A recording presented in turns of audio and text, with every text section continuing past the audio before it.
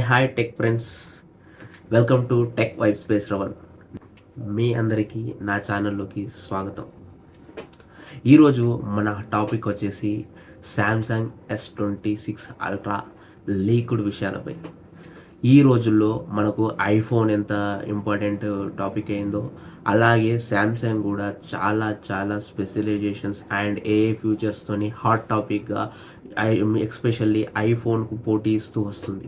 అలాంటి S26 ultra అనేది కొద్దిగా లేట్ అవుతుంది, కానీ మనకు ఈ పాటికే చాలా స్పెసిఫికేషన్స్ అనేవి లీకులోకి వచ్చాయి.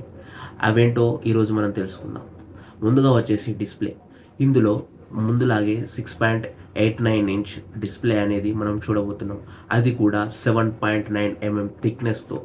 ఈ డిస్ప్లే వచ్చేసి చాలా బెజర్లెస్, సన్నగా ఉండబోతుంది అని రూమర్స్ వస్తున్నాయి. మనకు రౌండెడ్ ఎడ్జెస్తోని చాలా యూనిక్ డిజైన్తో రాబోతుందని, ఈసారి S26 అల్ట్రా అనేది చాలా యూనిక్గా ఉండబోతుందని లీకేజ్ వస్తున్నాయి.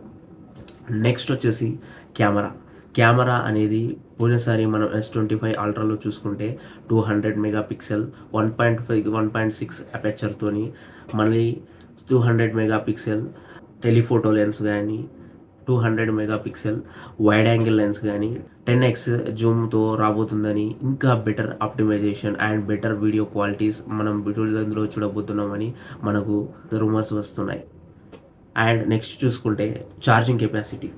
మనకు పెద్ద పెద్ద ఫోన్స్ అంటే S25 అల్ట్రా, S24 అల్ట్రాలో చాలా మందికి ఇష్యూ చేసిన మెయిన్ ప్రాబ్లం వచ్చేసి charging capacity and also charging speedness.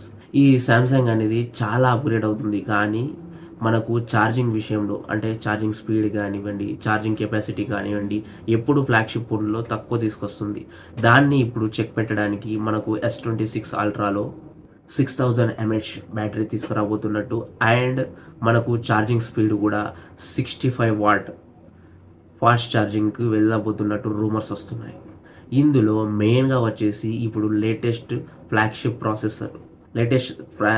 Processor Snapdragon 882, లేదా నాకు తెలిసి మాత్రం మన ఇండియాలోకి ఎక్సినోస్ ప్రాసెస్తోనే రావచ్చు.